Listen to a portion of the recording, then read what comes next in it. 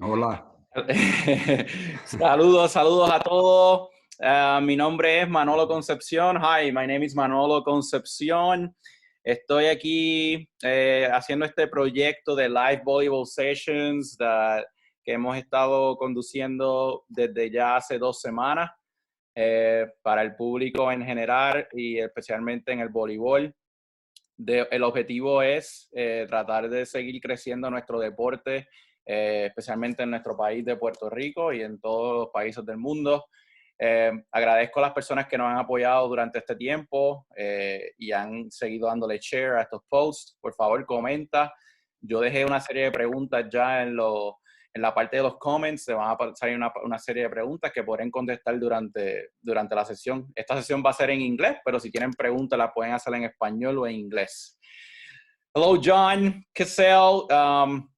I'm actually here with one of the most important and most influential people in our sport. John has been everywhere and at all levels. I think that he likes to describe himself as a coach's coach, and I think this is the best description that we can think of because he has helped many people around the world know how to get better, knowing how to learn, and knowing how to teach. John is the Director of Sport Development at USA Volleyball right now. John, hi, and thank you so much for taking the time.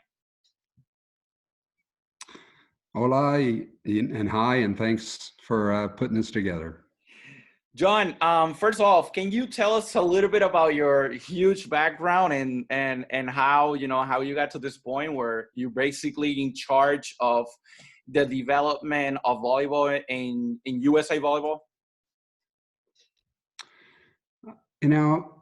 Most of my friends went off to coach college,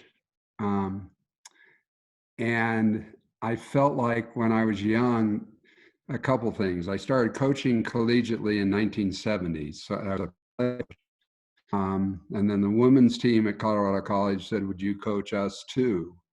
And while I liked coaching a team, what I liked more was helping coaches, because if I coach one, let's say I coach 12 coaches, I'm impacting maybe 150 players in a better way.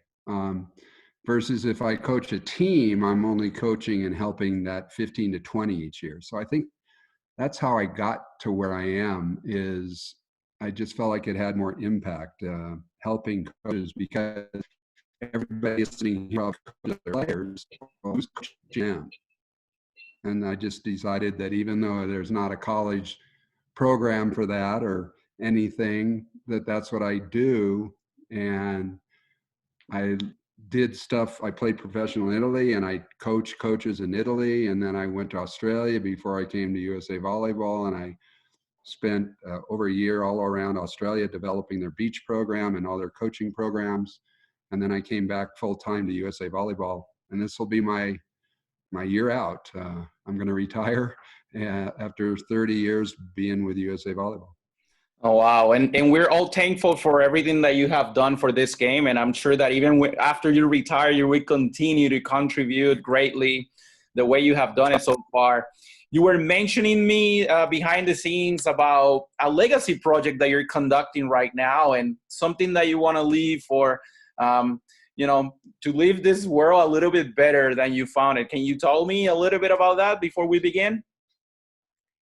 Yeah, that's where I am right now. My son, Cody, plays professionally in the Bundesliga in Germany, and the poor guy, 3 Sundays ago, he was MVP.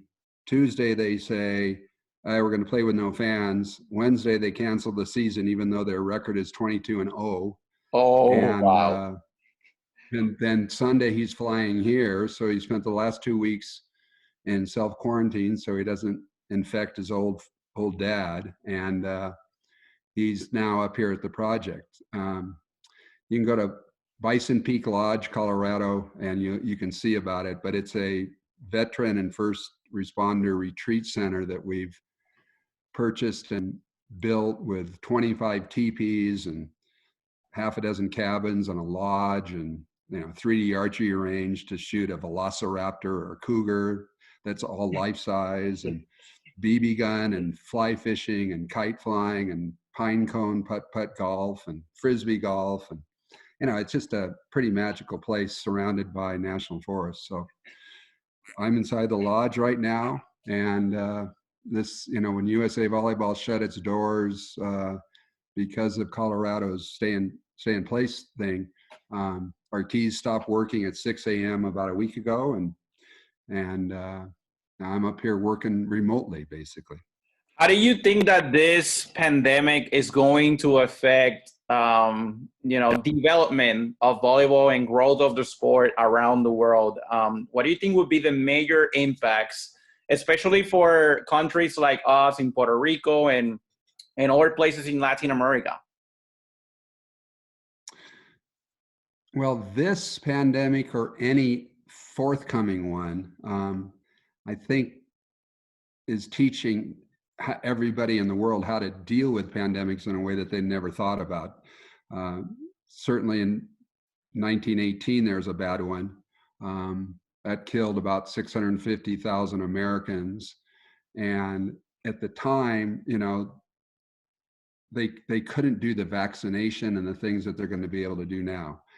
So I think what's going to be the biggest problem is that until they get a good vaccine and more tests that are quicker and easier to do, it's going to be a lot of people are going to get sick, even though most people get well.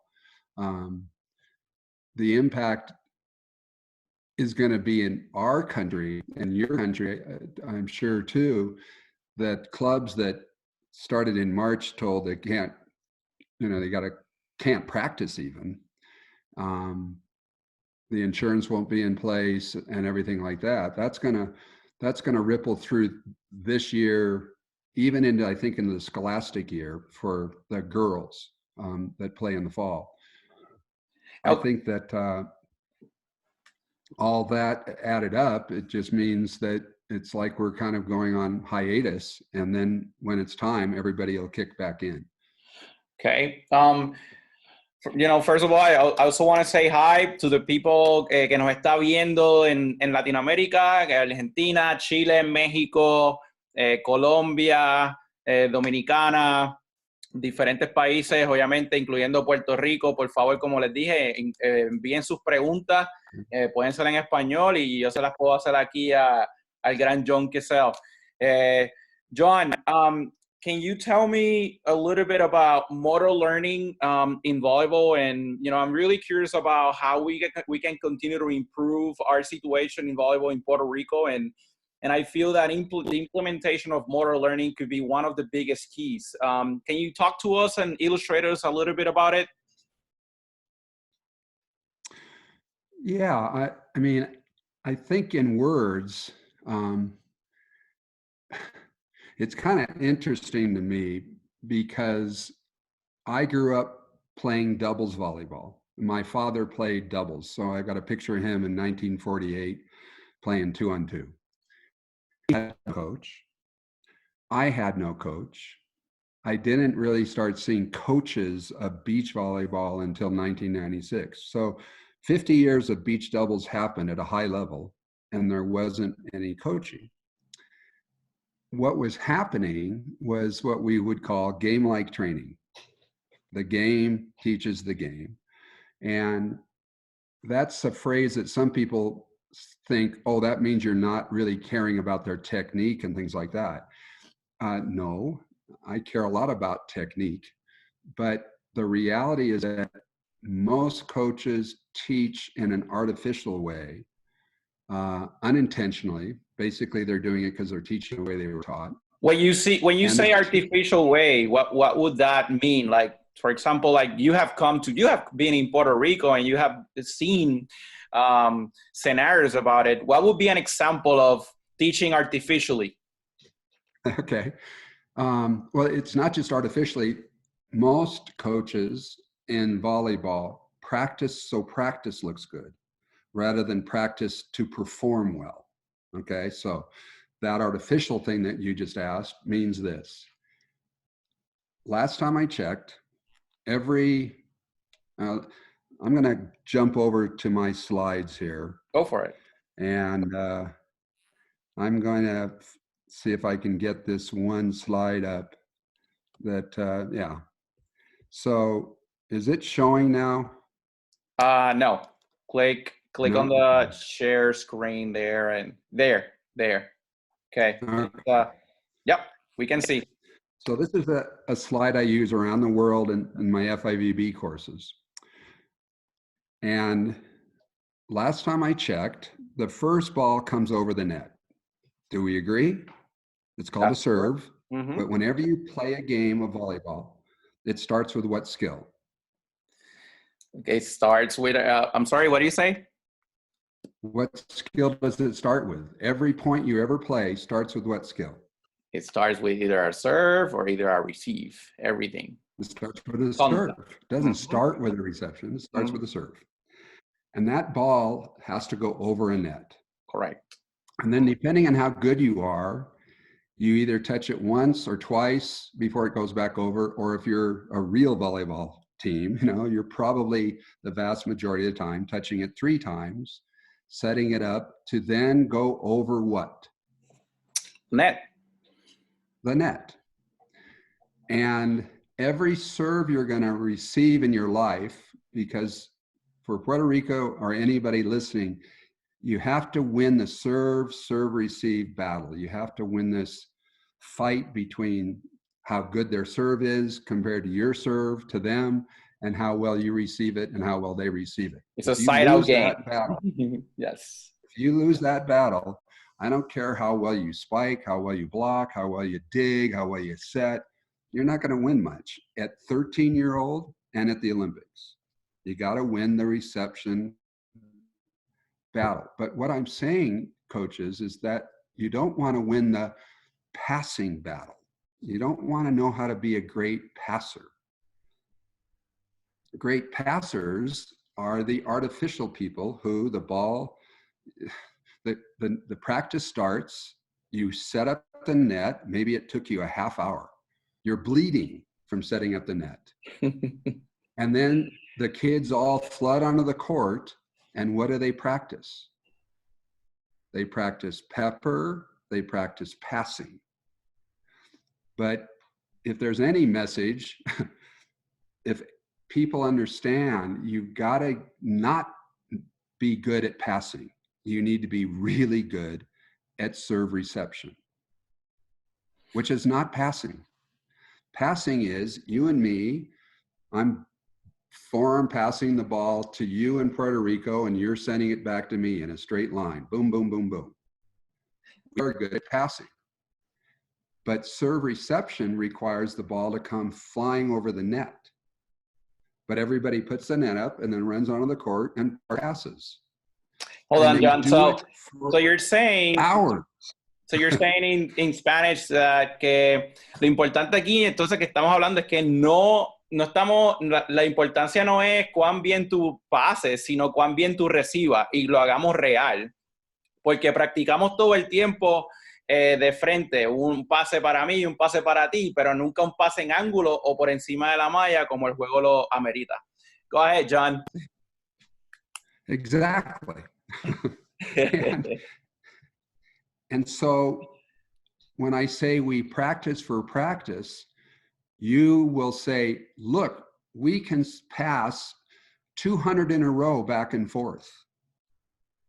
But if you take those athletes that can do 200 in a row partner passing and bring them on to your court to serve receive, how good are they at serve receiving?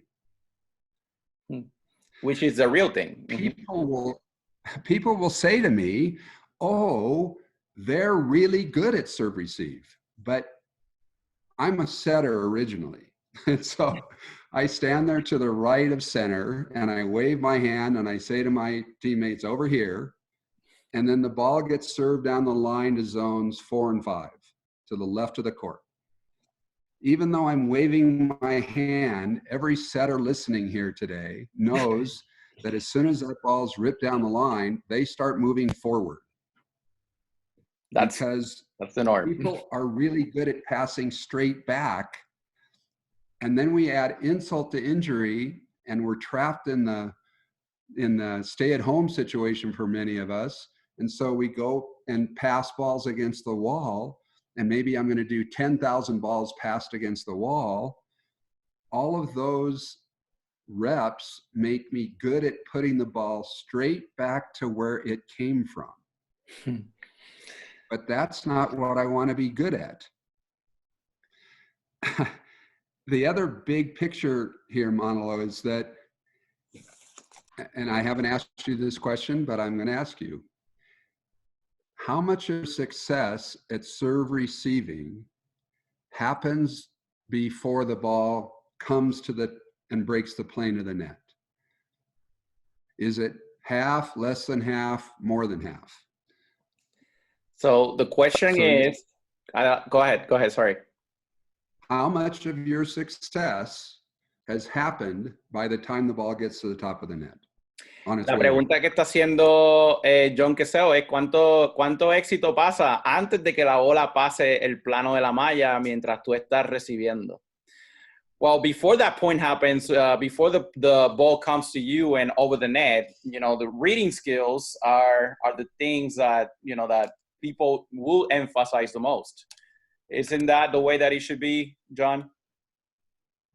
Yeah. So back to that question, how much of your read has taken place by the time the ball gets over the top of the net on its way to your arms? Half, less than half, more than half? What's your answer? I'm sorry? What's your answer? I'll say maybe half of the success or more would depend on your reading skills. Okay. And so when I've asked Karch and I've asked Misty and I've asked liberos on our national team the same question, they all have answered 80%. Yes. Yeah. And they say, the guys say if it's a jumper, by the time the ball goes over the top of the net, it's 90%. I'm either okay or I'm going to be bad, Mm-hmm. So simply said, I've got to win the serve receive war. I need to be able to do that at 13-year-old and at Olympic. 80% of my skill of reading has happened by the time the ball breaks the plane of the net in serving and serve receiving. And yet, what did I do? I just spent 20 minutes partner passing. Hey, John, let me do some Spanish here. Not getting good at anything. So John está diciendo que realmente pasamos mucho tiempo entrenando en bloque, o sea, poniendo, por ejemplo, jugadores uno de frente al otro y simplemente pasando back and forth, pero entonces ya Karch, Kirali y otras personas en el mundo han dicho que el éxito del pase o básicamente el recibo ocurre mucho antes de que el balón llegue hacia ti, porque el énfasis se debe poner en la lectura de lo que vaya a ocurrir. Go ahead, John. Exactly. You speak a lot faster than I can, so this is better. So there's another big picture thing for countries, and Puerto Rico included, to get better. And that is to stop teaching, this is still on the slide, stop teaching negative mistakes first and start teaching good mistakes first. Now, one of the things that's happened, and I'll explain this here, if you watch the kids that are online on Facebook playing Pepper these days, to just this last couple of weeks, I've noticed a huge shift that they are making the good mistake first and not the bad mistake first in partner Pepper. Am I saying never pepper? No, you got a pepper right now. You got to put up a rope. I mean, it'd be better to put up a string and just go play doubles with your grandma and your mom and dad or something like that. Doesn't matter. Just play doubles and you'll get better. But this line that says keep the ball up, positive to great. I'm going to show some examples that I did as a young coach, teaching the way I was taught, and now I'm going to explain them verbally the way I would rather see it done so that they get better faster. Really important point, Manolo. This is not about right or wrong. This is about more effective and more efficient. It's not this is right and that's wrong. If you're playing volleyball in any way, that's right. That's you're not sitting on the couch. Okay, so I'm happy. But there are more effective and efficient ways to get better in every skill. So I, as a young coach, let my kids stand against the wall, near the wall, and spike the ball down, and it flew to the floor and bounced off the wall up to them, and then they spiked it again, and it went boom on the floor, and it flew up off the wall, and they hit, and they could do 50 in a row, hammering the ball against the wall over and over. Okay? Mm-hmm. That's practicing for practice. When you spike, every spike must go over what? Over a barrier, which in this case is a net. A net. That's somewhere in the 7'4" to 8" range. And if you, Manolo, are the world's best wall spiker, the Olympic gold medalist out of Puerto Rico, here he is, the world's best wall spiker. And then I put you on the court with my 13-year-olds to play volleyball, because we're playing volleyball. That's why you practice against the wall, I suppose. Where are you going to spike that ball? You're going to have to use a net instead of a wall, and it's not going to be the same randomness or block type of training. But if you're the world's best, nobody can spike the ball off the floor, up off the wall better than anybody. And then I set you in a game. Where are you going to hit the ball? Probably. If I am the world best wall attacker, I'm going to attack it under the net. Under the net. Absolutely. And in this slide that we've left up here for a while, it says positive to great. All I'm saying is that you have taught yourself to be bad first. And then your coach has to say, hit it over the net, hit it over the net. Oh, you got to get it over the net, even though they've let you train to hit under the net. What I'm asking with young kids and even older is simple. That if you have a wall and you're trapped at home right now, you put a stripe up on the wall that's 7'4" 1/4, 2.21 meters, and you hit every ball over the stripe. Okay, it's John, just a second. So lo que John está hablando es que simplemente en estos tiempos, especialmente que no tenemos muchos recursos, especialmente los jugadores que están por su cuenta en su casa, es más efectivo, en lugar de estar atacando contra una pared, es más efectivo si se hace algo parecido, pero se hace pues, quizás, por ejemplo, con un hilo de pescar, con una red, cualquier cosa, con una soga, donde el atacante esté atacando por encima de lo que se va a encontrar, a la misma altura de lo que se va a encontrar en el juego, para que tú puedas entrenar a la realidad en lugar de entrenar para practicar. Go ahead, John. All right, so let's keep with this same hit. There are, in every skill we're going to teach children and do at the Olympics, there is a good mistake and a bad mistake. So if I'm teaching you to hit, is it better that you become the world's best at hitting the ball over the net and maybe out of bounds? Or is it better that you hit it under the net? It's better over the net. You can find different variabilities like a touch, like someone making a mistake on the other side, but definitely gives you more chances than 0%. Because into the net is 0, right?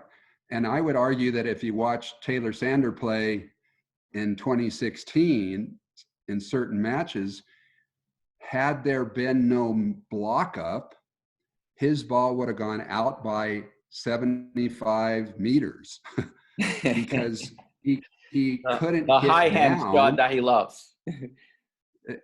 Yeah, that's his. And in practice, that would look stupid without a block. Mm-hmm. Oh my God, he just hit it out by 75 meters, or whatever. But that's a good error. I want to know how to always hit over the net. How many times when you hit into the net will it be good? And you already answered it, 0%. Correct. So teach me as a young child to hit every single ball over the net, not down and into the net. Because I'm going to still make mistakes, but they're good mistakes. Like you said, they may touch it. I may touch the blocker's hands. I make my teammates think when I hit a serve or I hit a spike over the net and out, my teammates are learning a really important skill. Was that in or was that out? Which is read before it gets to me. And this is coming, John, this is coming from, the brain being able to learn on real situations because skills are specific to the task, correct? Very well said. And we simplify it by saying what Marv Dunphy first said that impacted me, and that is train in reality. Mm-hmm. Just train in reality. And the reality is the net will be in the way every point you ever play.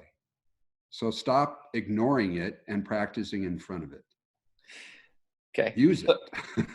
Entonces es más fácil, ¿sabes? Y es más real y es más importante para que el cerebro aprenda más rápido, que en lugar de estar atacando sin una malla, por ejemplo, aunque si estamos pepeando, inclusive a tratar de pepear por encima de algún obstáculo, en lugar de no entrenar para practicar, mejor entrenar para lo que se hace en un juego real y mantenerlo lo más simple posible, porque el cerebro reacciona y aprende mejor a situaciones que son más reales. And John, like I love the book, that talks about why Michael Jordan couldn't hit, because it's very related to what you're talking about right now. Of, it doesn't matter that he was the best athlete in the world at that time, because the conditions were very different. The skill that it requires for him to hit something coming at him instead of shooting a ball that is coming out of his hands, it's completely different, and he's shooting different things to his neurons. So that's exactly what you're talking about, correct? Yeah, it's training is specific. It's very simple. You want to be a well-rounded athlete by playing a lot of sports. My kid that I'm talked about played 10 sports growing up. So did his sister. But you get good at volleyball by playing volleyball. And that's why I highly recommend in these unique times that you play as much doubles, or even what we call winner stay on, loser becomes the net. See, if there's just you and me and one other friend or family member that wants to get good, and we don't even have a net, you can still play volleyball and get better at reading and doing it without a net by making the third person the net, standing in between the two of you. And so I hit over my brother to you, and you get your 3 hits. So you pass it to yourself, set it to yourself, and then you hit it over. And then I pass it to myself, set it to myself, and hit it over. Is that game-like in reality? No, because in reality, you're going to pass it to a teammate, but you only have 2 other friends. It's kind of weird times right now. But you're seeing this on Facebook where the kids are seeing a ball come to them. I saw one that I was playing over a pool. They were hitting everything all the way across an open pool, and they pass it to themselves, set it to themselves, and then they hit it all the way across the pool. Okay, I'm guiding the discovery here of the people that are listening that have never heard me talk. If you have two identical twins, one of them gets good at traditional pepper. I spike at you, the twin digs it back to the hitter, and they spike at you again, and blah, blah, blah. And the other twin is training with a friend who does the following. I hit it at you, you dig it up, and then you set it back, and then you hit it back. Even that's just called dig yourself pepper, not 3-hit, but just dig it to yourself and then hit it. Who, when you go play volleyball, the twin that has learned to dig the ball back to the spiker, the other twin learns to dig the ball straight up to themselves. Who do you want on the court if you're a good volleyball? Do you want the kid that digs the ball up on your side or digs it back over the net? I want the kid that is digging the ball up to its own side, and of course high. And if there could be located in angles, because volleyball is a game on angles, that could make it even more real. Sure, but there's only two of you, so you're going to dig it. The problem. But I'm just saying the tradition is to dig it back to the spiker. Instead of closer to yourself, which is what you are normally doing in a game. And neither of them are perfect. Perfect would be to the setter. Right. To the setter. Oh, awesome. But I want to teach good mistakes first as I get great. That's why this thing says keep the ball up, positive to great.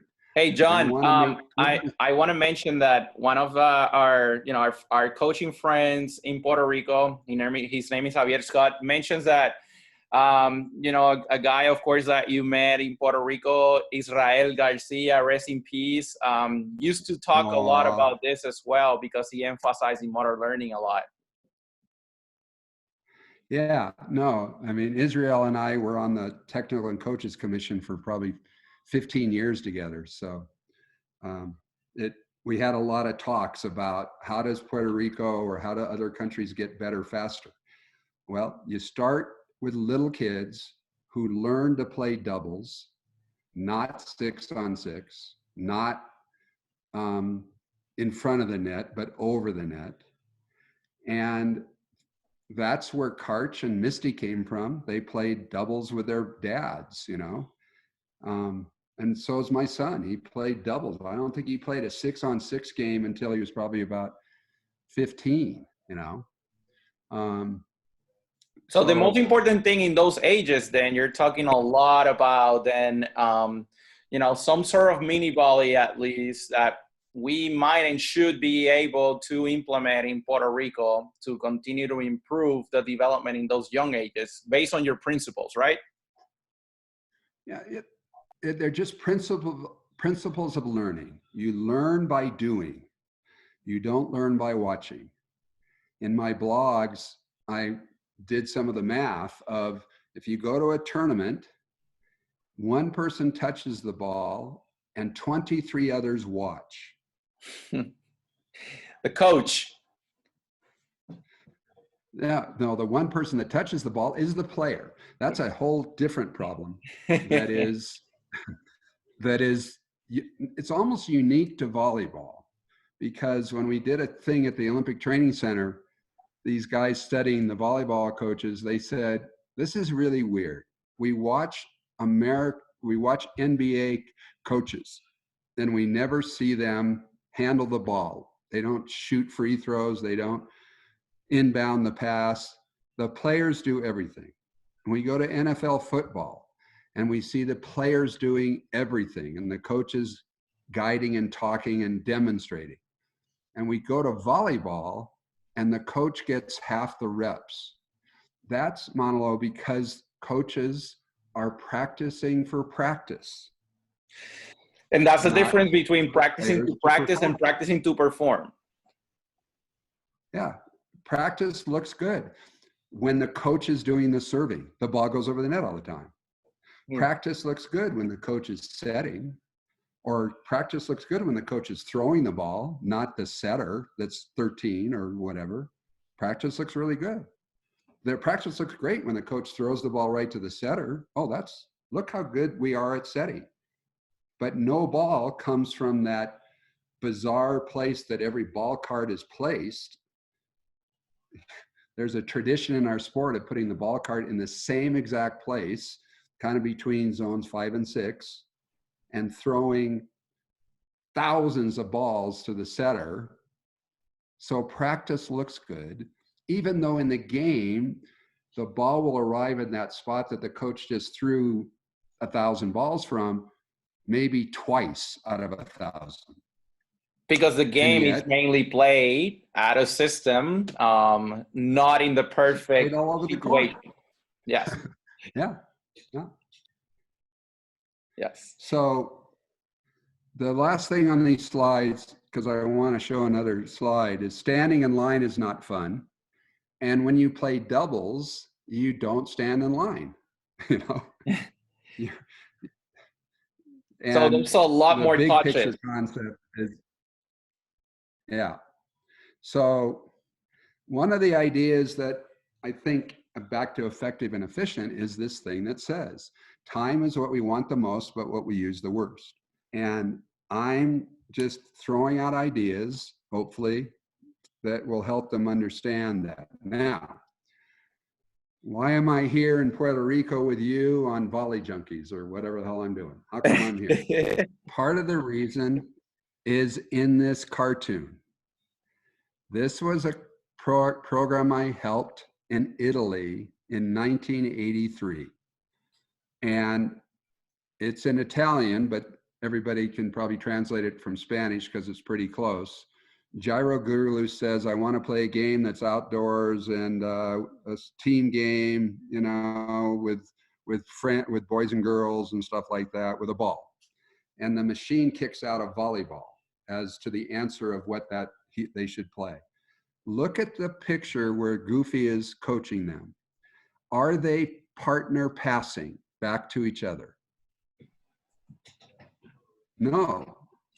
They're doing what we call alternating pepper, which is a lot of work. And that is the ball goes to the contact person, and then the person that did that runs forward to be the setter. And after they set it to their teammate, they back up because that person is going to put the ball to them, and then they're going to run forward to be the setter. So it's like you have this ghost setter that only appears after they put the ball to you and they become your setter, then they back up. That's why it's called alternating pepper. In this diagram I did, it's because the kids that learn to take every ball to them and put it not back to where it came from, they will keep the ball on their side of the net. The kids that learn to dig every ball back to the spiker in pepper are going to dig balls over the net. And I want the good mistake to be my side, not the bad mistake to be over the net. Does that make sense? Yes. Lo que estamos hablando ahora básicamente es que él está enseñando un slide donde se está tratando de enfatizar en que el juego y la práctica tiene que ser lo más parecido al juego como tal. O sea, todo lo que tú entrenas, en vez de entrenar para entrenar, y donde sea un entrenamiento en bloque, se debe entrenar más random y más real. O sea, que es donde el cerebro aprende más rápido y es donde hay más transferencia de información para el atleta, ya sea en cualquier edad. Go ahead, John. So this is another slide that for both the Spanish and the English-speaking coaches listening is important. It has 3 key parts to it. One is about effort over outcome. You got to work. That's how you get good at volleyball. You got to do it. Second, it says the man who knows how will always have a job. The man who also knows why will always be his boss. You want your players to know why, not just do it because you said so. The player who knows why will beat the player who knows how. The coach who knows the why is going to be much better than the coach who just knows how. And John, this is really important. Let me translate it for a minute. This is really, really important. Hopefully it's translated on the other side. Él está hablando de la importancia de que, sí, a lo mejor, por ejemplo, como en Puerto Rico, que enseñamos todo el tiempo a cómo hacerlo o en dónde pararse en cada lugar, en lugar del por qué. Eso entonces estamos entrenando a los atletas a no pensar. Estamos entrenando a los atletas a no saber la razón de las cosas. Por lo tanto, para la preparación para la parte random es bien poca. Y de esto también estaba hablando Javier Gaspar en su presentación. Go ahead, John. Sorry. No, sorry. And the final part here is that there may be a million methods, but principles are few. If you hold on to the principles, the principios, if you hold on to those, you can then choose methods. But if you just do methods, you get into a coaching situation where we see it in drills. If you went right now, either in Spanish or English, and typed into Google volleyball drills or ejercicios de volley, you would find 30 million choices. Wow. That's because coaches, the drills are the drugs of coaches. I'm sorry, they are the drugs of coaches. You're so right about that. You're so right. And we love to do that in our island. Not everyone, but that's a really common situation. Él está hablando de cómo nosotros los coaches tenemos o sentimos la necesidad de tener miles de drills para mantener a nuestros atletas y a los papás entretenidos. Y la clave está en poquitos drills y entonces enfatizar más en la enseñanza detrás de ellos. Go ahead. So, if you ask Doug Beal, when he was coaching our teams in both 84 and 2000, 2004, and if you ask, I heard Karch say the same thing, not at a HP clinic, how many drills do you do with the national team? They both answered about a dozen, somewhere north or south of a dozen drills, 12 drills. As a young coach, my gosh, I spent bunches of dollars on books like 300 plus volleyball drills by Bob Bratton, and his second book, 400 plus more volleyball drills. And I collected drills, which meant my kids were doing often things that ignored the net, that were not reality, and they weren't learning to read. When we've asked almost every national team coach this question, would you rather have a player who is great at reading and not solid technically, or a player who is really great technically but not good at reading? Definitely the one that knows how to read will have the advantage at the high, and the better the level and the higher the speed, even more.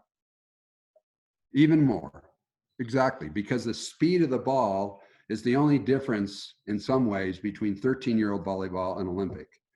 Why can some players play great at college and go to the next level and fall off? Because they can't read the final level, the highest level of the ball speed. John, I will say in Spanish. So, él está hablando de cómo le preguntas a cualquiera de los mejores coaches del mundo, ¿qué es más importante? ¿Un jugador que sepa leer o un jugador que sea bueno técnicamente? Y todo el tiempo lo más importante va a ser ese jugador, o el jugador de más prioridad va a ser el jugador que sabe leer, porque es un jugador que también, entonces se va a hacer más fácil aprender el juego. Sabes que a lo mejor hacen la técnica correcta, pero nunca están en el lugar correcto, porque no aprenden a tomar esas decisiones en base a lo que él estaba hablando sobre, le estamos enseñando a los jugadores a cómo hacerlo, que sé que eso se refiere a la técnica, en lugar del por qué. Y cuando le enseñas el por qué, ya el jugador aprende a leer. Y por eso el jugador que sabe leer siempre va a ser más importante que el jugador que es avanzado técnicamente. Go ahead, John. So I'm going to go back to me as a young coach. I would get frustrated that while I could see a tip or an off-speed ball and probably get off the bench and walk out on the court and save the ball, even though I'm not on the court, I could, from the bench, I could go out and save the ball. The players couldn't off-speed or I would then put my kids in either a figure eight on the back line or they'd be on one. This is in the 70s. And I would stand at the net and I would fling balls underhanded to the right and to the left and make them flop around like a fish and hustle and get back up and chase this ball over there and flop around like a fish. If you become great at that drill, how are you at reading a tip? Say it again. If you are really good at reading a coach standing at the net, throwing balls to the right and left, how good are you at reading a tip? It's not the same conditions. In a game? Yeah, it's not the same conditions. So I'm going to be really good at reading my coach's hand for a tip. So I might be really good at coach on 5, for example.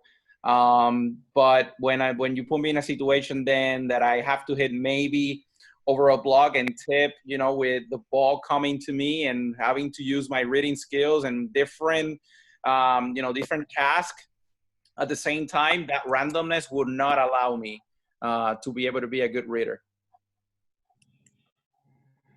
Yet I stood at the net for years and threw balls, making my players look good in practice because they could read John's underhanded throw.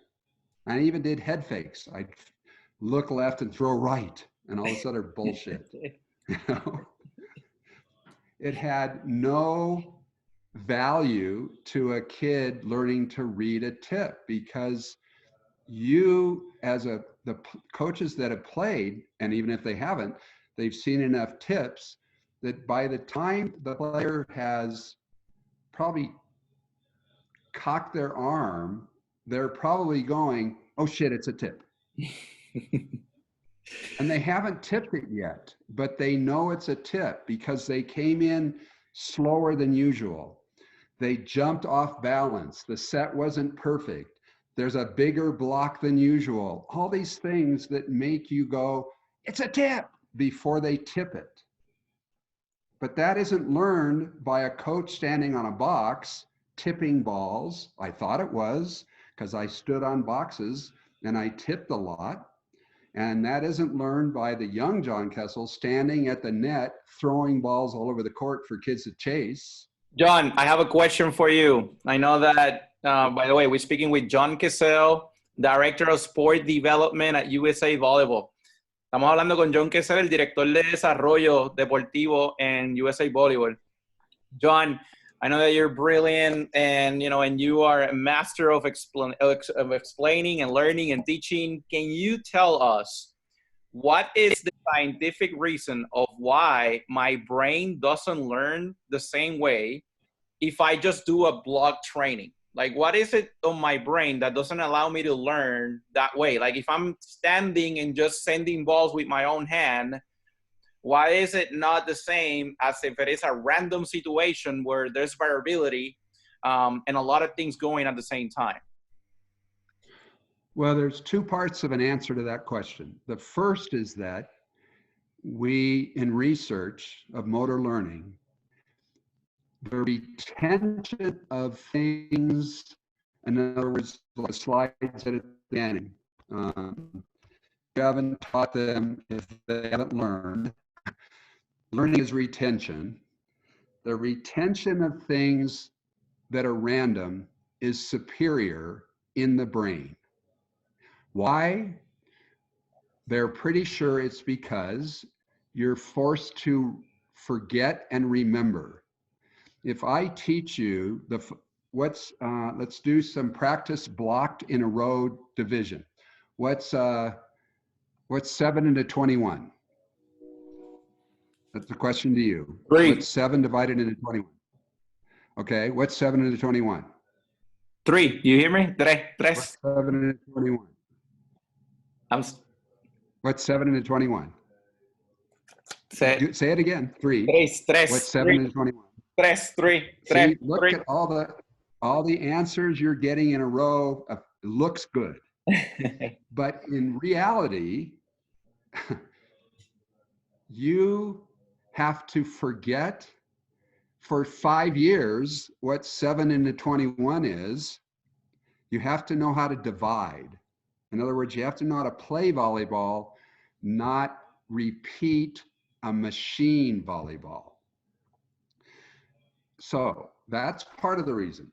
Again, why? Because when you make the brain forget and remember, rather than do it in a row and go 3, 3, 3, 3, 3, 3, but say, what's 7 into 21? Now what's 6 into 15? What's the, every time. And then when I come back to 7 into 21, you will remember 7 into 21 better than someone who just does 7 into 21 over and over and over and over and over, because the brain kind of goes on idle, I guess you would have to say.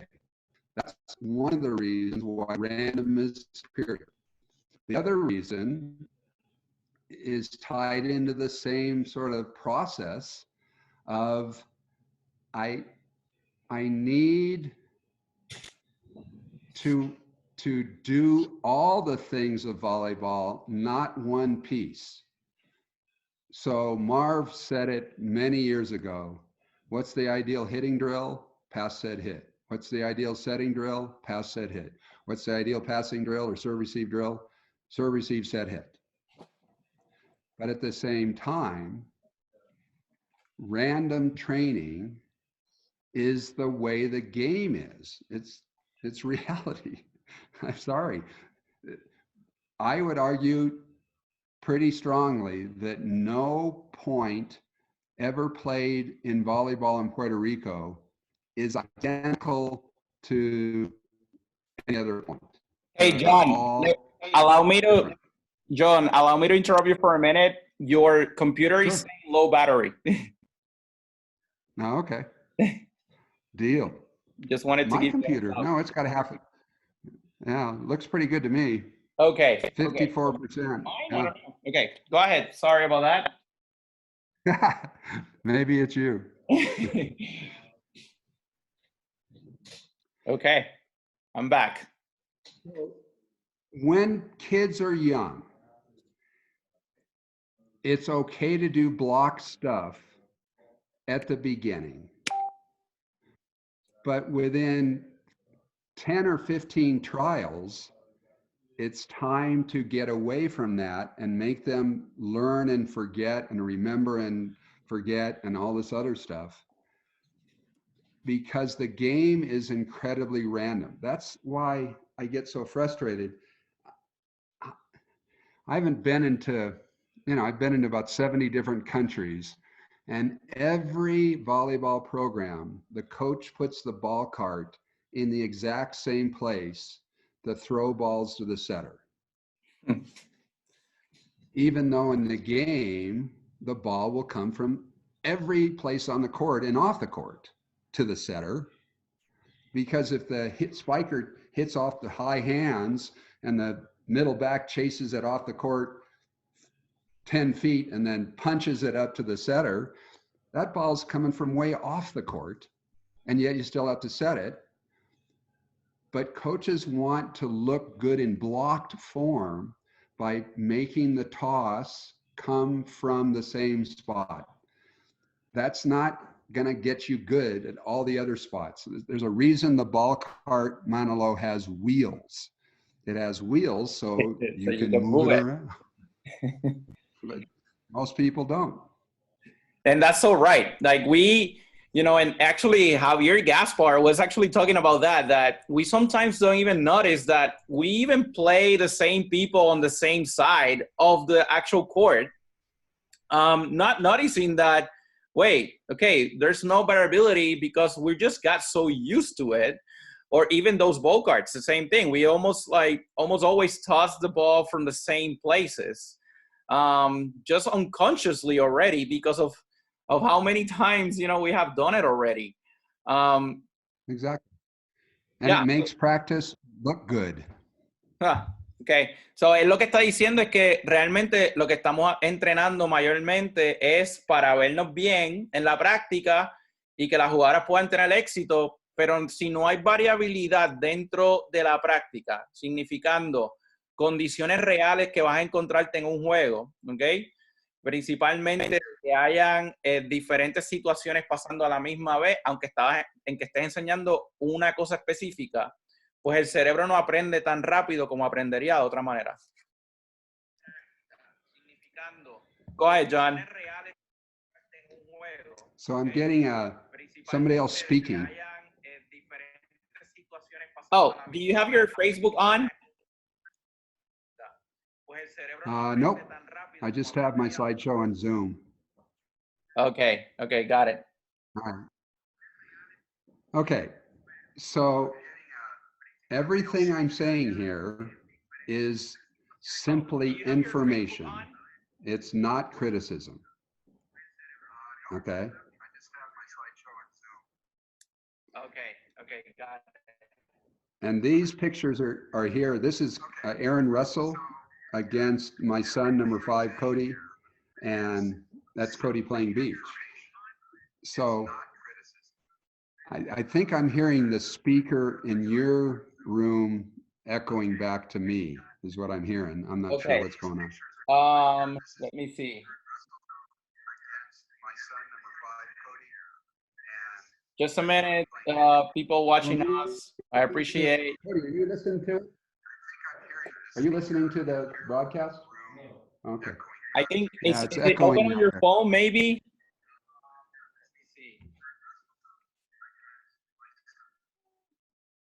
Might have been the phone. Yeah. Okay. It's not in. All right. So what we want to do, and one of the questions I saw a coach ask, is this the same for 5-year-olds and for older kids? Learning is learning. And if you ever go on YouTube and watch kids that can replicate dance moves at the age of 3 and all these things, the problem with volleyball is simply gravity makes the ball fall the same speed for a 6-year-old as it does for an Olympian.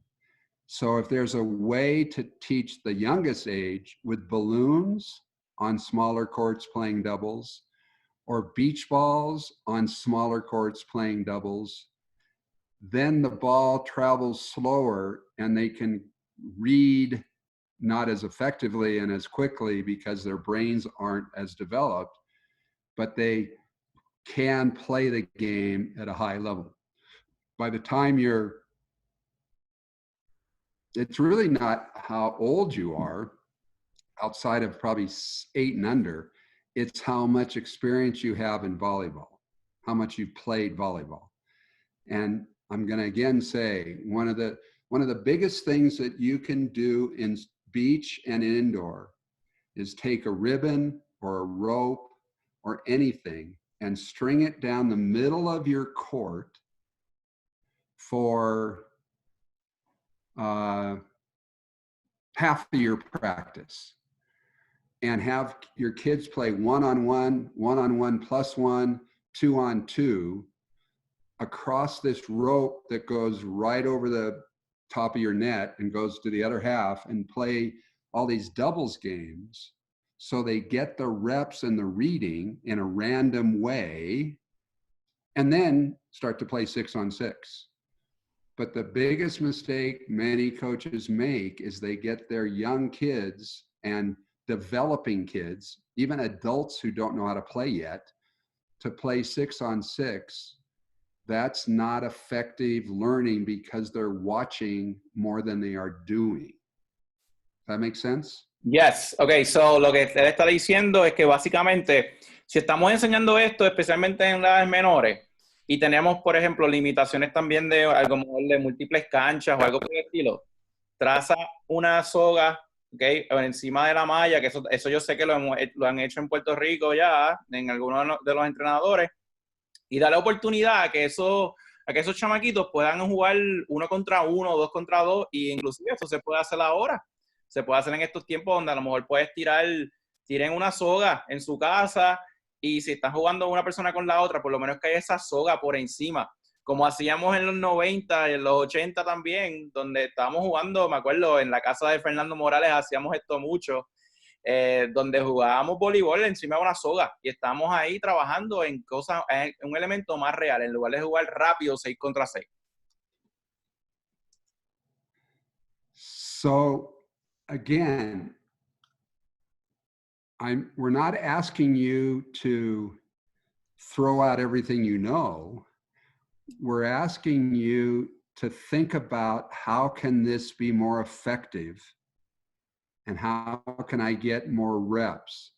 I had a slide at the beginning that said, if you can only get one ball flying in the air above your court, not 2 balls, not 3 balls moving around for whatever reason, because you've got, let's describe it this way.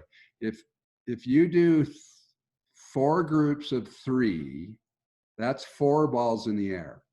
If you do 1 group of 12 playing 6 on 6, that's only 1 ball in the air. The 4 groups of 3 are going to get 300% more touches in the same amount of time. That's all. Quiero decirle que es lo mismo, estamos hablando con John Kessel, el director de desarrollo deportivo en USA Volleyball, y de él está viniendo que la simplicidad de todo esto es la clave, pero a la misma vez la repetición efectiva. Si tenemos 12 jugadoras recibiendo solamente una bola, son menos toques que si jugamos múltiples juegos a la misma vez, de 1 contra 1, 2 contra 2, porque ya entonces la repetición por cada atleta está aumentando. Obviamente, siempre y cuando sea una repetición efectiva, y en este caso la repetición efectiva es darle un concepto random donde pueda tener múltiples touches en un concepto de esa manera. So a few years ago, Karch said something that I've put up here in a second on the quote. You'll see it flash up in about 2 seconds. I just thought, it showed how Karch had made the change to become a great teacher of volleyball. Now, the net is what we call in motor learning regulatory stimuli. The net regulates your play. If you can imagine shooting baskets without a basketball hoop or a backboard, you'd be a pretty good basketball shooter, wouldn't you? Oh, look at that shot. Oh, great shot. Oh, wow, nice shot. But in basketball, the backboard and the hoop regulates your play. For us, it's the net. And so Karch and the national team with Spiraw, those guys, they walk into the Anaheim Sports Center and they have 35 nets if they need them. They don't have 1, they have 35.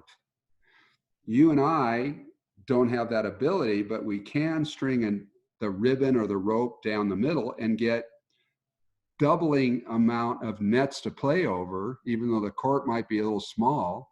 And I just increased my repetition by 100% in the same amount of time. John, multiple people in the comments of Facebook are mentioning, for example, in our case, that we live on an island.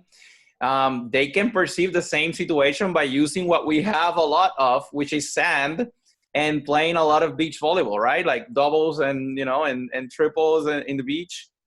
Would that be something very similar to what you're talking about? Yeah. Karch and Misty are really good players who started playing doubles when they were young, not 6 on 6. So some of the best players in the world started that way. Absolutely. I mean, 6 gold medals between the two of them. That's pretty good volleyball record. And I say this in the clinic, so I'll say it here. If you think we learn to do a motor skill like volleyball by watching, you haven't raised children, because my son and my daughter watched me drive the car for 16 years. Did they know how to drive the car after watching me for 16 years when they went to drive? And Not my necessarily. insurance will say no. And the number of times I punched my foot through the passenger seat trying to brake would say no. And insurance rates start really high because people that first learn to drive don't know how to drive. And they drop as you get older because you've been driving, and by driving, you've learned how to drive. And that's the data, is the insurance rates go down. But if they knew how to drive by watching, they would have been able to drive as soon as they got behind the wheel, because they watched me do it for 16 years. Correct. No, I agree, and it's similar to the example that you also provide in some of your sessions, that you talk about learning to actually ride a bike, and that you also do not go by progression when you ride a bike. That you actually just take a bike and just ride it, and then that's how people learn, by actually doing things. Exactly. And if we had to learn to ride a bike because there was one bike and 12 people wanting to learn, it would take a long time to learn how to ride a bike. But in bike riding, they get their own bike. So the closest we can do that is to play doubles volleyball, or practice against a wall or something with one other friend, because you got to get the angles of the game. Now, to your listeners, I want them all to, after the session's over, to go type into Google backwards bicycle. And that goes back, Manolo, to your question about specificity and random, and it's got to be reality.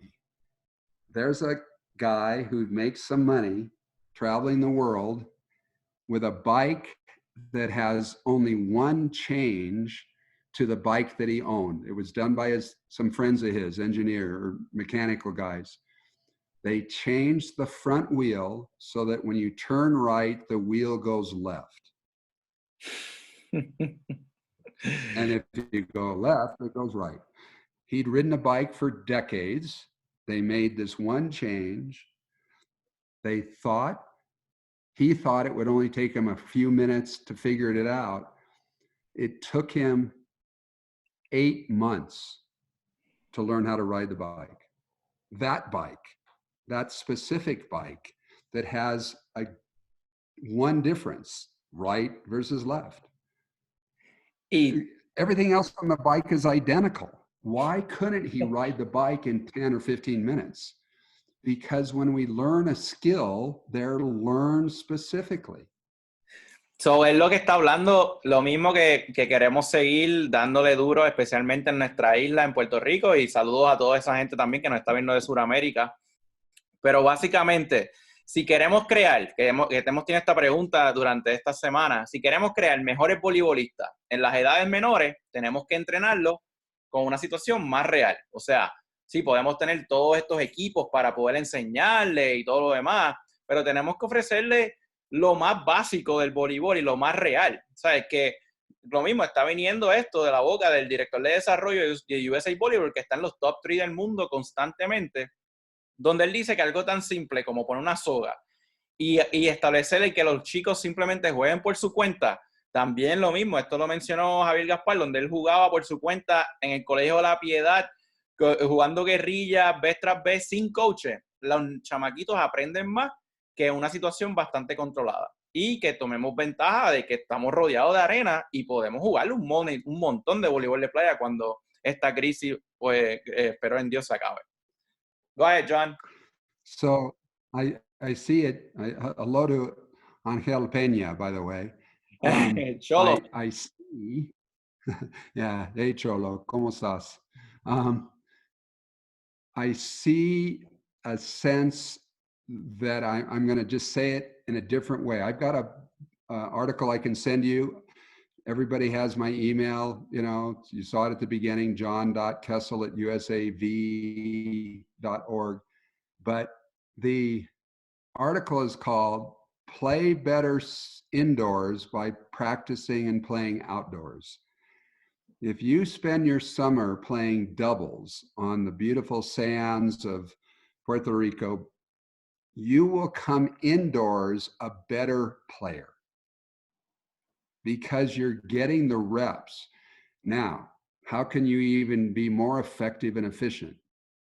If you can, as a younger athlete, say, I'm not worried about winning, I'm worried about getting better process, then you play against adults or you play with a partner who's an adult. And that's because when you play against adults instead of your age group, you will probably lose on the scoreboard because they're more experienced, but they're teaching you as you play the game shots and ideas and things you have to read that you wouldn't normally have seen in your age group only. So there is more variability. The speed increases. So speed equals reading in volleyball. So it creates a great situation for learners to get better at specific tasks in the game of volleyball. So si la Even velocidad though they aumenta. will, Oh, go ahead. Sorry. even though they will lose on the scoreboard.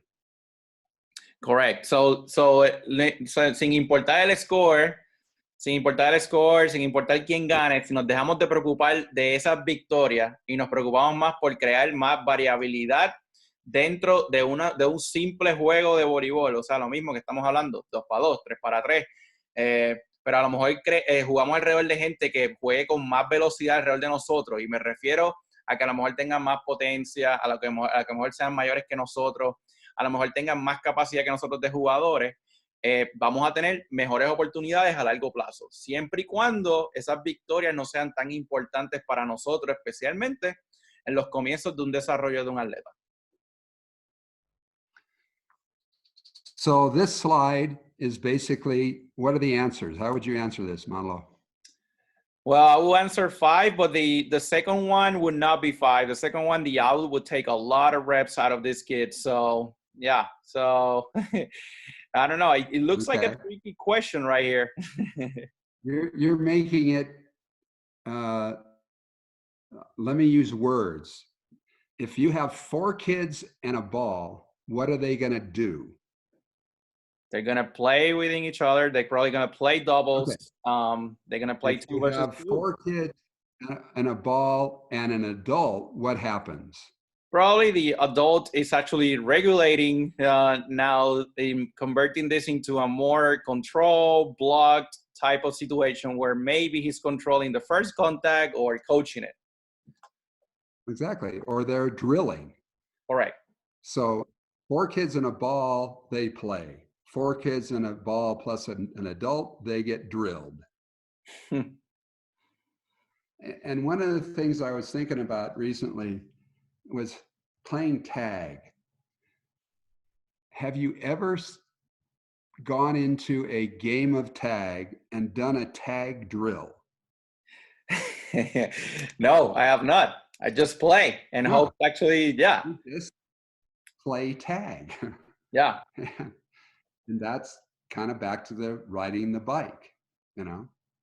So basically we learn better, John, and we become better learners if we just go through what we're trying to learn. It's like, for example, if we have fear of our roller coaster, we do not learn how to ride a roller coaster, by drilling in our home how to ride it. We just ride it. We just go through it, right? And just learn how to deal with that fear. That's correct, right? That's right. And I did a blog on the words recently on the USAV website the blogs found underneath the news section. There's a Karch Karai blog and a John Kessel blog. I talked about words, and I flinched about a minute ago because you said the word try. And some of my coaching friends on Facebook and stuff, they'll tease me about how hypersensitive I am to it. But I believe there are some words that you have to get rid of in the gym, and one of them is the word try. Interesting. You simply either you do it or you don't, and Yoda was pretty good at that concept too. But think about reality. If I had said, I will try to come, if you'd emailed me and said, hey, I want to do something with you, and I wrote back, hey, Manuel, I'll try to, what would have you thought the chances would be? No, I definitely get your point. And and it's actually interesting how one as a coach wants their players, like I want our players to actually not just try. It's either doing or not. It's actually, execution of the task or not. But then we say it a lot. And the reason I flinch against it is Hold on, that, John, just for a minute. Estamos hablando de la palabra tratar en vez de utilizar la palabra tratar, que es un ejemplo pequeño, pero es importante dentro de lo que estamos haciendo, porque es cómo le hablamos a nuestros atletas y cómo nos referimos. Él está hablando de la importancia de las palabras dentro de la comunicación y enseñanza. Yes, John. So tell me the difference between these two things. Party at your place, I will try and be there. Party at your place, I will be there. The second one, I'm counting on you. I'm excited. You're committed. I'm committed for you being there. The first one, I'm like, I'm not feeling great about actually this person attending my party. So I better get ready for that not to happen. Because trying gives an excuse to the player to not do it. I love that. So, el tratar, tratar es la excusa perfecta para que el atleta no haga. O sea, tratar, pues, estoy tratando esto, pero no me sale. Es la excusa perfecta para no hacer. Yes, go ahead. Well, I couldn't have translated that one, so thank you. So, in the end, the research also shows that my job as a coach, I can tell you what to do, and that is the least effective learning. I can let you figure everything out about it. That's pretty well retained learning, but may not be as effective in getting the ideas quicker. What do I mean by that? How many years has it been since you've ridden a bike? Maybe it's been 2 years. What happens when you get on the bike? Oh, little difficult in the beginning, but it's something that I probably have done so much that after a while, so it's good. Did your parents hire a bike riding coach? No, they never did. Actually, they just threw me the bike and then let me do it myself. Okay, so your parents loved you, but they didn't do any bike riding drills. They did not. They actually just helped me emotionally and, psychologically about how to feel good about doing it.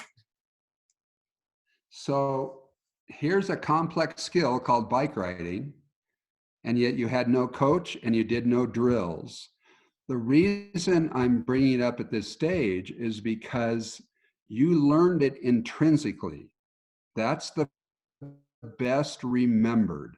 That's why you can get on a bike 2 years later and ride it after a couple wobbles. The worst learned is when the coach tells you what to do. That's the worst learned. And this is so important. Like, let me translate for a minute. Sure. John está explicándonos la importancia de no necesariamente decirle a nuestros coaches, decirle a nuestros atletas, mira, esto es lo que tienes que hacer, o aquí es donde te tienes que parar, o sea, algo específico, como de esa manera, sin saber el por qué. ¿Sabes? Porque simplemente el atleta aprende más cuando le damos más libertad, cuando hablamos menos y cuando los dejamos hacer más. Cuando el coach no es el protagonista de la enseñanza y es una enseñanza más de lo que se llama Gareth Discovery, que es realmente lo que él está describiendo, donde los dos son parte de la enseñanza.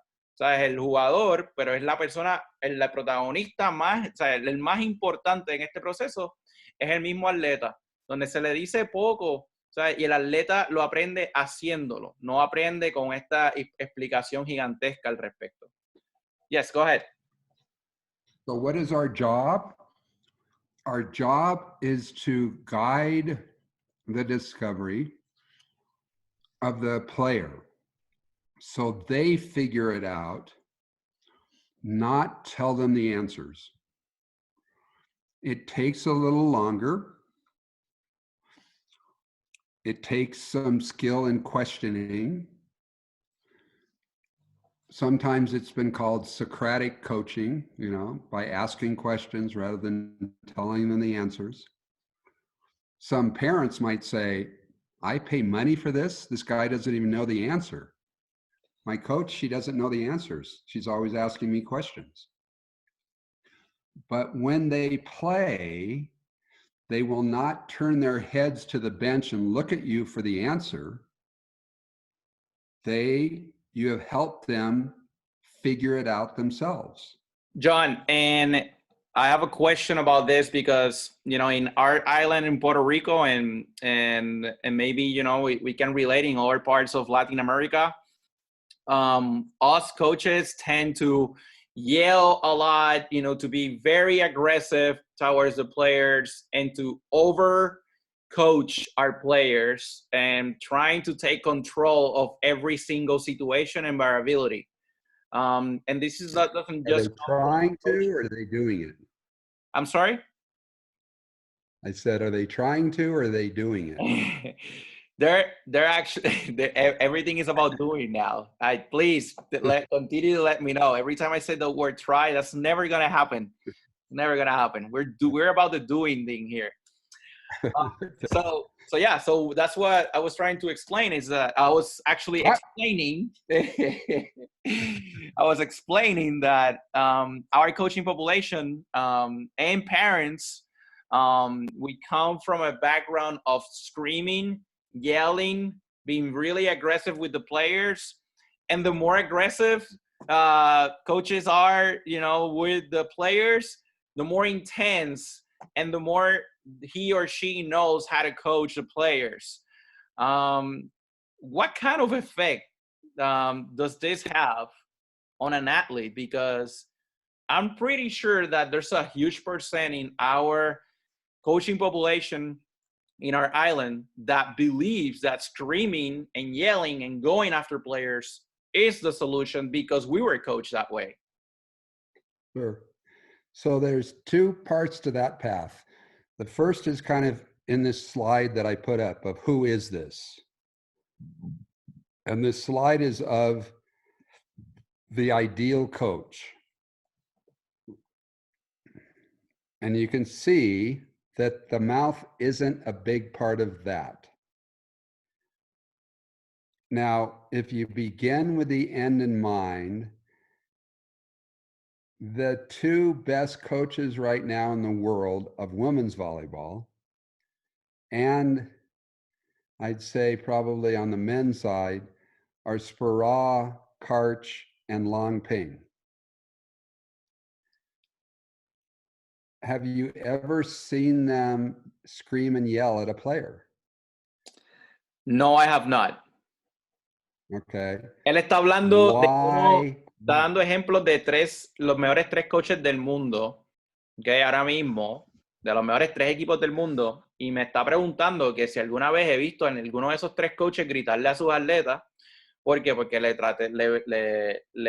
presenté la situación donde en nuestra isla estamos acostumbrados a gritarles y ser bien agresivos con nuestros atletas porque pensamos que esa es la mejor manera para ellos aprender, porque fue la manera que nos coacharon a nosotros. Sorry, go ahead, John. No, and this is also rippling into the military, where the screaming drill instructor is kind of not there anymore. And instead, they're making their charges think and not just react to the scream of a coach.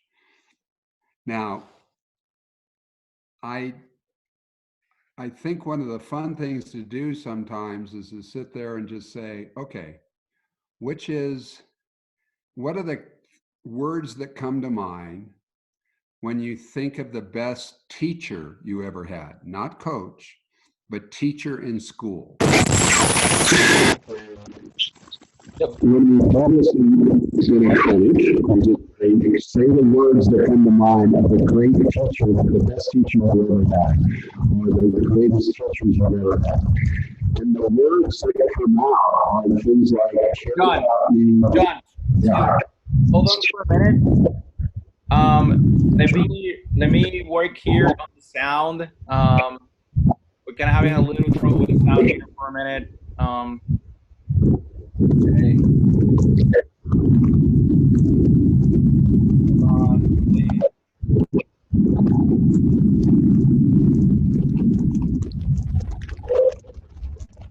Can you hear me well?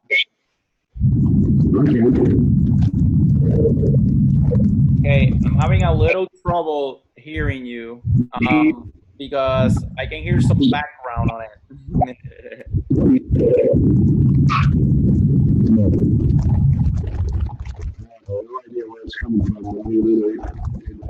Okay. The property is on the satellite, so we're not internet cable. So it's going to my satellite, then your satellite, Puerto Rico. That's probably part of it. Okay. John, please continue, and if the sound continues to not be great, if you don't mind, then I will try to call you again. But go for it, please. I'm sorry to interrupt you. Talking for 9 minutes, what do you call it? You know what? Let me try to establish communication again, John. Para las personas que nos están escuchando, un momentito, es que John se encuentra en las montañas de Colorado y estamos tratando de establecer contacto y mejorar el sonido porque su internet es por medio de satélite. Así que gracias por estar con nosotros. Estamos ahora mismo arreglando esto. Yo lo voy a tratar de volver a llamar. Así que quédense aquí en el Facebook Live, que vamos a tratar esto nuevamente. John, if you can actually get into the meeting again, I'm gonna press end meeting, and then I'm gonna start, and then I'm gonna, if you can get out of the meeting and come into the meeting again, and then we can try it that way. Okay, using the same number. I'm gonna say in this meeting, and if you can come into the meeting, we can try this again. Right, I'll just have a meeting now.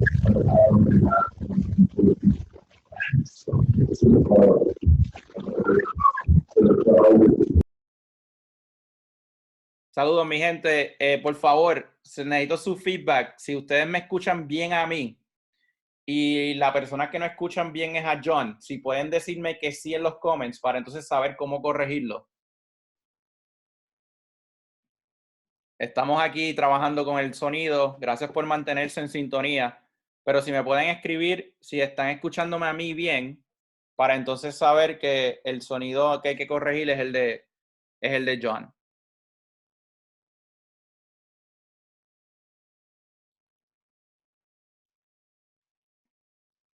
Estamos cerca de continuar con la transmisión ahora mismo.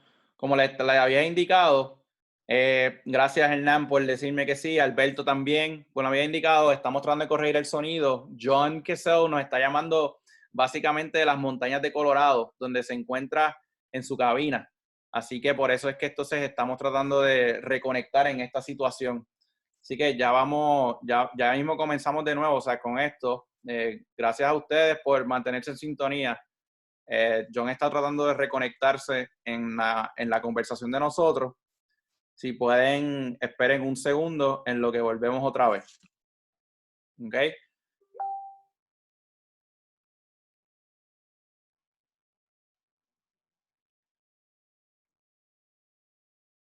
Estamos cerca nuevamente de seguir esta transmisión. Como les dije, gracias a todos por la sintonía. John está haciendo aquí lo imposible para poder reconectarse en nuestra conversación. Así que vamos con ustedes próximamente. Así que estoy aquí escribiéndole el meeting ID nuevamente para entonces poder reconectar. Agradezco a los que están sintonizando y espero que ustedes estén viendo esto como una gran oportunidad para seguir aprendiendo. Porque yo entiendo que aprender de alguien como John Kessel, que está considerando, y here's John again, que está considerado de las mentes maestras más grandes del mundo y la persona más experimentada en términos de desarrollo de un atleta. Creo que es algo excelente para poder tener esta oportunidad. Sigan tirándome sus preguntas si quieren, que yo voy a estar pendiente a ellas. Obviamente, como los comments pasan tan rápido, no puedo ver todos, pero voy a tratar de hacerlo. Si ustedes ven que ustedes tienen una pregunta bien importante y no la veo, traten entonces de textearme a mi número o por WhatsApp, que me pueden textear al 417-450-5658. 417-450-5658. Hey, John, can you hear me well? I can hear you fine. Perfect. We're back into it. Okay, so I think that you still have sharing rights, so we can go, like if you were showing something specific that you want to continue to show us, you can do so, because we can hear you perfectly. Yeah, I think es tiempo para preguntas. Perfecto, perfecto. Okay, so my question is, you are the creator of the USA Volleyball certifications and basically continuing education. How can we in Puerto Rico improve in that area? Like what were the keys that you're emphasizing with USA Volleyball coaches to get better, especially with youth development? Well, I'm pretty old, so I can't say that I'm the creator. The guy that created it first was Val Keller in 1975. And then the guy that took it to the next level was Bill Neville after the gold medal coach. He did the coaching accreditation program, and I was one of the instructors, and of course, FIV instructor and World Parallel instructor and all that stuff. But thanks. I mean, your question is about how to do it. I think there's two things happening. One, the internet gives you access that didn't exist back when many older coaches started. But you also have to have the ability to critically think and ask the why of that, and not just do it because somebody says to do it. There's a funny story that the late Mike Hebert tells, and I think Bill Neville may have done the same thing. We talked about the greatest new serve called the tomahawk chop serve, and shows how you can chop it with your side of your hand and chop the serve, and you know, everybody just started copying it, even though it was just made up. Okay, so we want coaches to think, and obviously what's happening in the sport and in this pandemic includes science and data that gets people that even might not believe it finally to go, oh, I believe it now. So yet there are 5,000 or more members of the Flat Earth Society. So based on that fact, even though I'm 1,000% convinced that the world is round, those who choose for whatever reason to think the earth is flat, they're going to be out there. So I have some friends like Leroy and Lorne Anderson and Dan Mickle and Brian Swente, you know, helped found the VCT, some of them. We talk in this group called Ancora Imparo, And that's a phrase that I learned from Michelangelo when he was 87 years old. He said, ancora imparo, which means still learning in Italian. And I think anybody, whether you're way off in the boonies or you happen to be in a big country like the United States, can take advantage of the internet. There are awesome podcasts, Coach Your Brains Out, Changing the Game Project. John Foreman and Mark Levidoux do something about coaching volleyball. Like this chat, you can listen to those who have learned the hard way and stand on their shoulders and not have to repeat some of the same mistakes. There are books. My son's here, you know, like I said, back from his pro league. He's reading a book called Range by Epstein, Why Generalists Triumph in a Specialized World. And he's reading another book called Training Camp by John Gordon. And I'll be putting up some of my favorite books on a blog because a lot of people are sitting and learning like this. And him, so we're learning. And I think that's how Puerto Rico coaches get better, is by changing the way they were taught from the way they were taught. In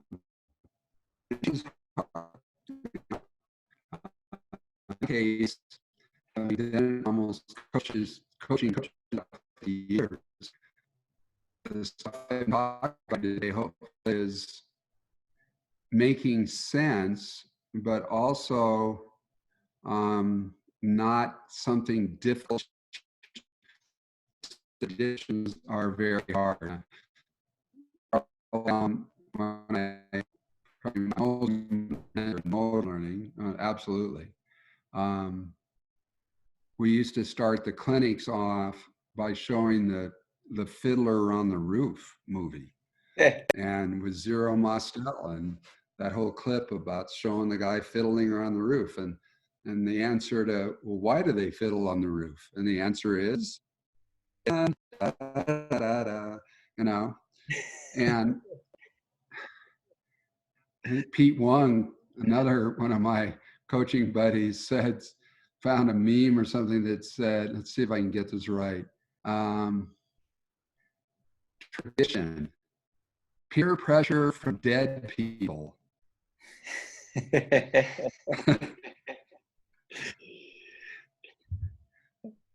So, you know, I just hope that people don't get stuck in their box and, you know, look back there. They learned, you know, there's these myths of, oh, I'm an auditory learner and I'm a visual learner. No, we're humans. We learn. Every sense is important. And if you're blind, then you don't use that. So you accentuate your other ones. But I'm a visual learner. We use everything. That's what we know. Humans are very complex. And the thing between our ears, the only thing I haven't really spent a lot of time on that you can go learn about more is the mental side. You know, when you ask a coach how much of the game, if I ask a Puerto Rico coach, how much of this game is mental, what are they going to?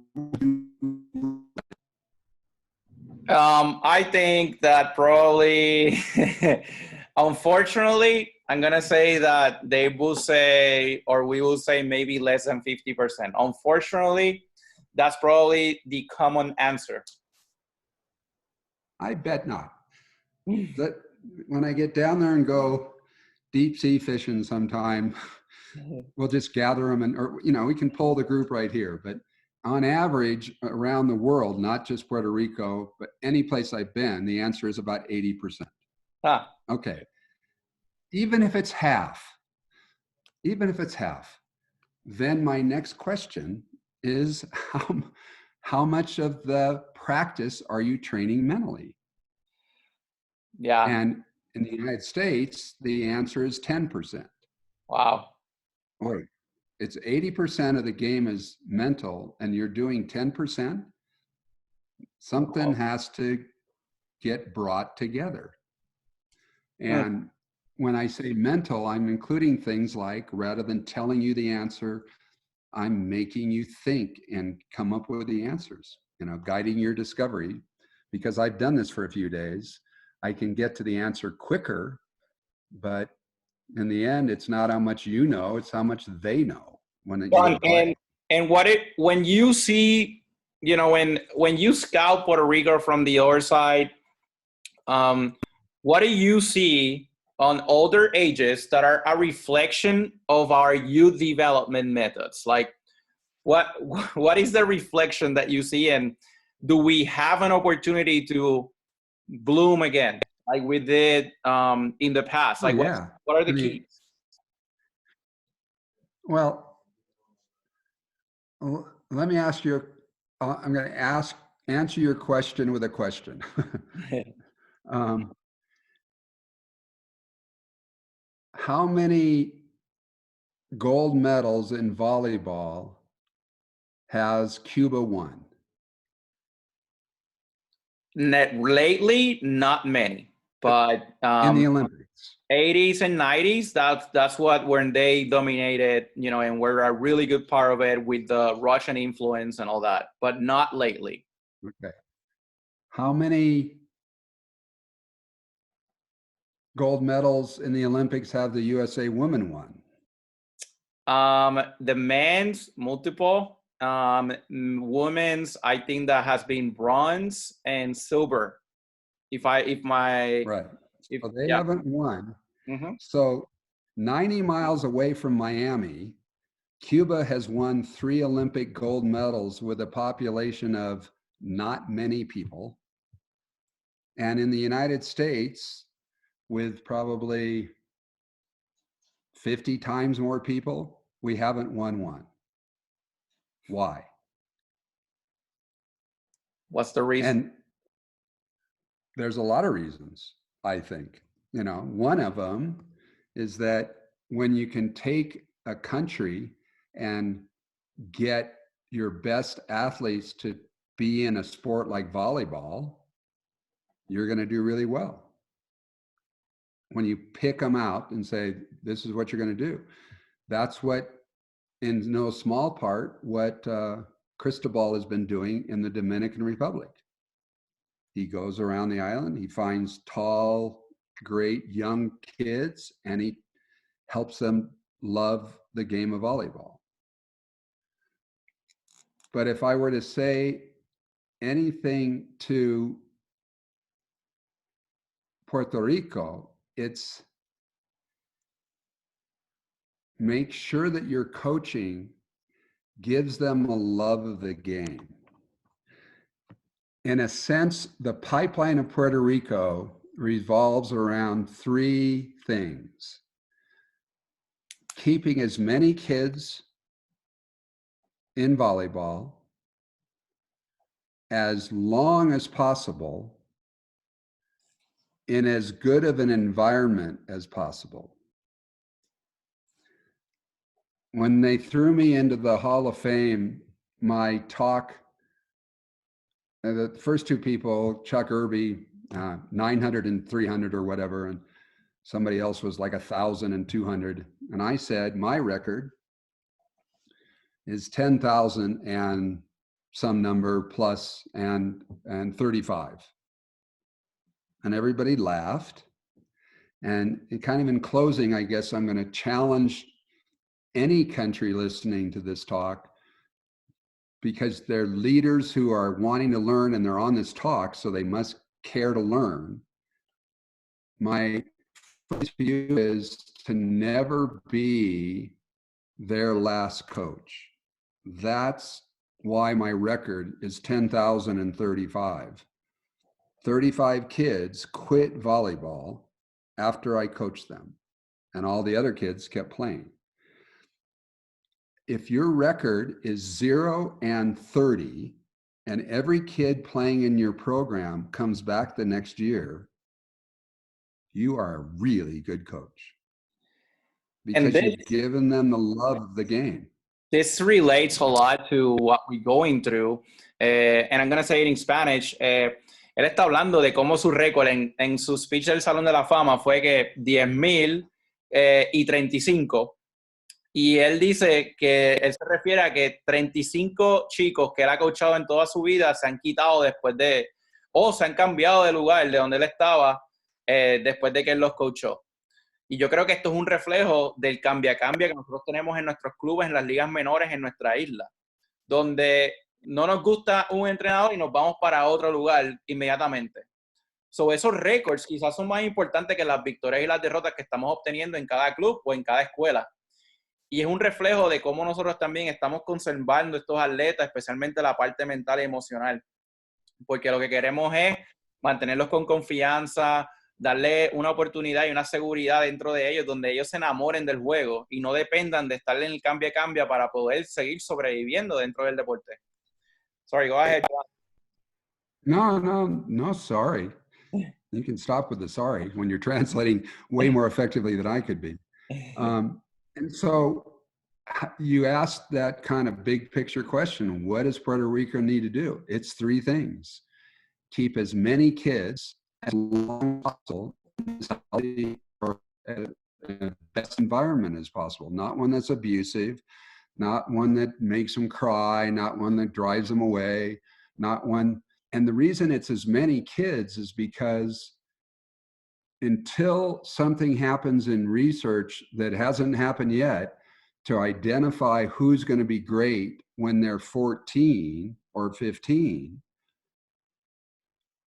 the combines, the things that are happening in the NFL and the NBA and whatever, the reason volleyball is an incredibly wonderful sport is that you can come to the US Nationals and play in the 80 and over division.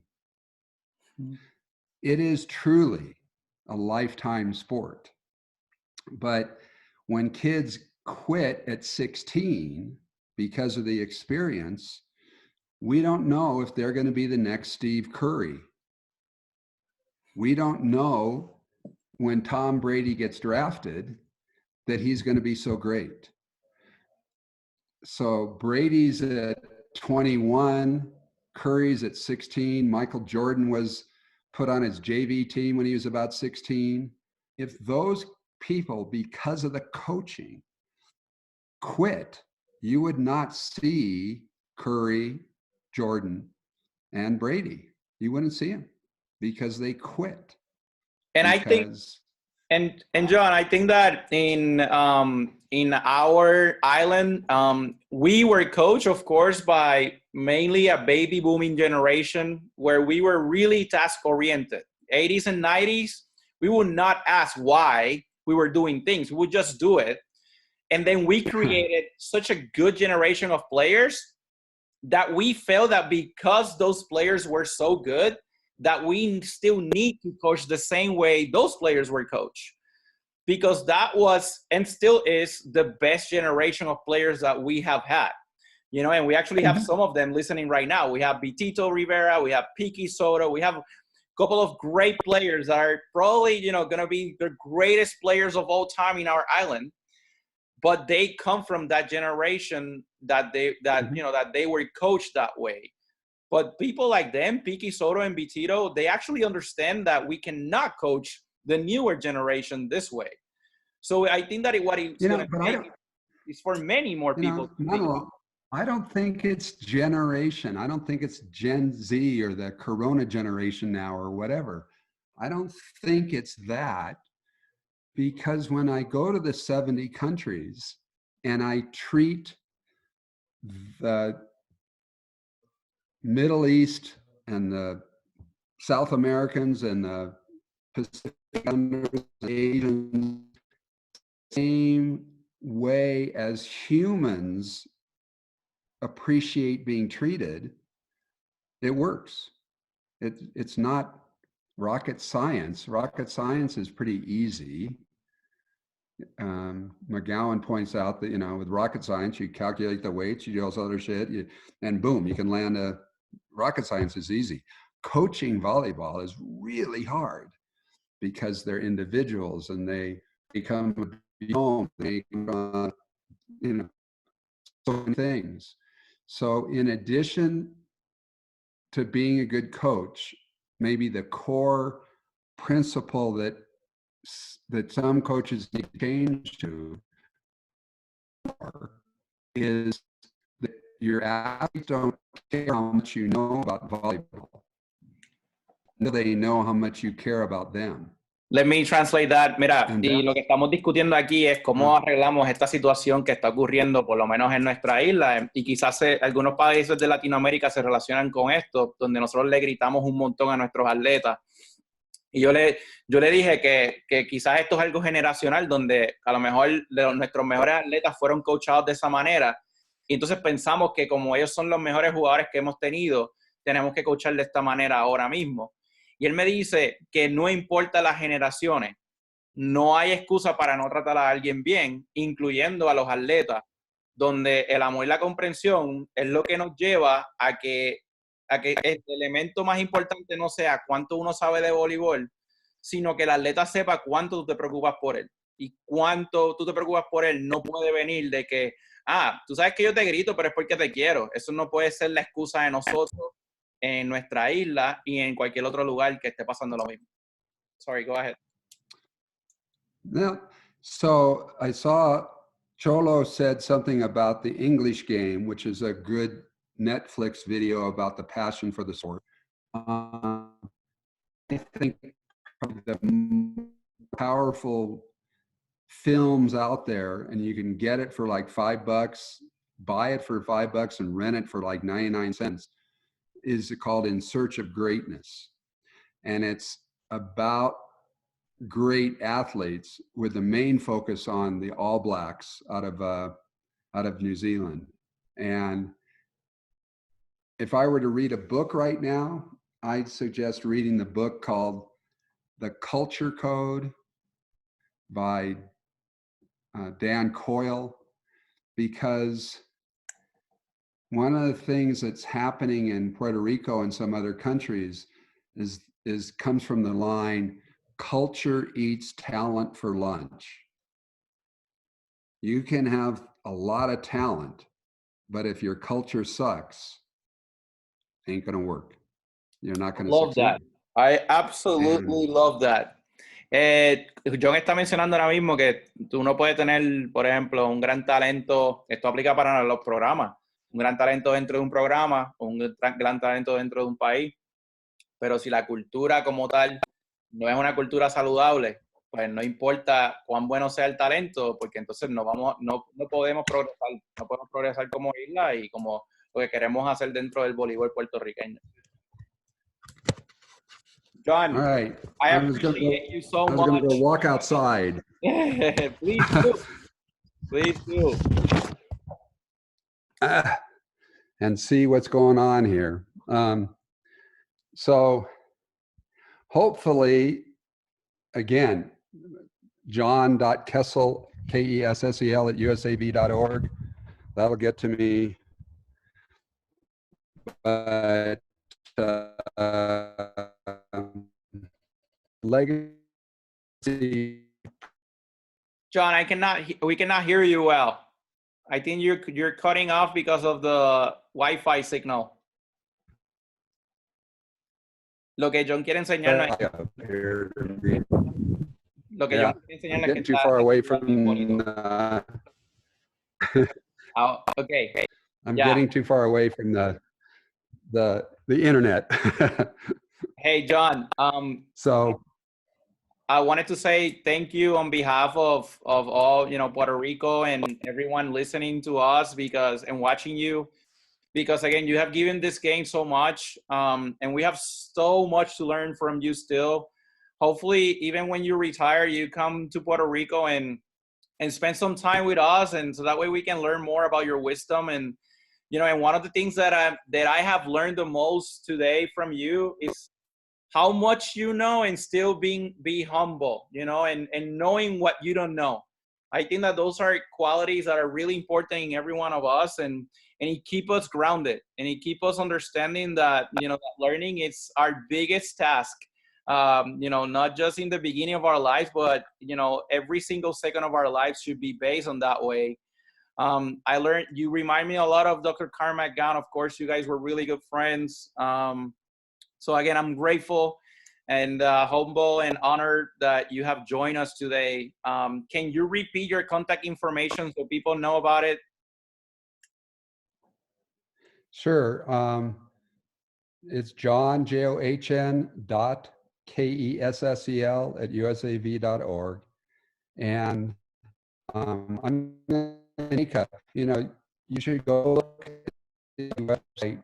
I know that we're canceling some now to Mexico and Germany and Italy, and they've all been canceled. But I think the Jamaica one is still maybe on. But you know, you can take advantage of those FAB courses that are in both English, Spanish, or French by going through your federation. And I hope that anybody that's been listening can make sure that they share what they've learned to others too. So my final challenge is, in order, you know, we say that which you teach, you learn.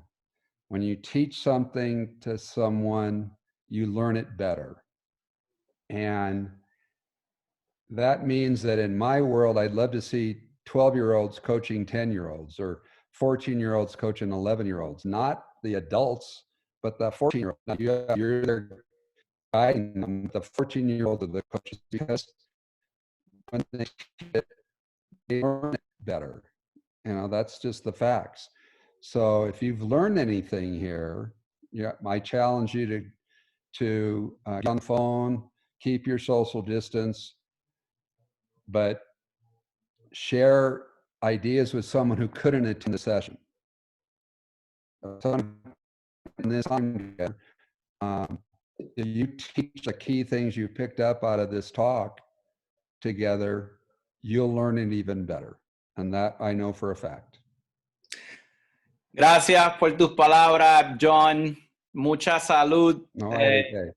Mucha salud y que estén safe por allá y lo mismo. Y gracias a ti por este tiempo y saludo a Cody. Hopefully he gets back into playing soon.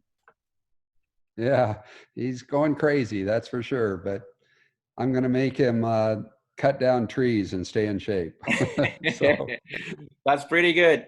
Hasta la Continue with vista. your legacy project. Gracias, nos vemos, hasta luego. Gracias. Y gracias a todos por Hasta atender. luego. Gracias a todos por atendernos el día de hoy. Recuerden darle like a la página de Volley Junkies. Vamos a seguir posteando videos aquí. Tengo grandes sorpresas para la semana que viene. Hay una persona muy, muy importante visitándonos, pero realmente todos los días van a estar llenos de personas que nos van a seguir enriqueciendo dentro de este deporte. Así que muchos saludos. Me pueden escribir su feedback por Messenger y con mucho gusto los atiendo. Así que un abrazo donde quiera que estén. Por favor, manténganse alejados por ahora y protéjanse mucho durante estos tiempos de la pandemia. Un abrazo a todos y cuídense. Bye bye. Chao.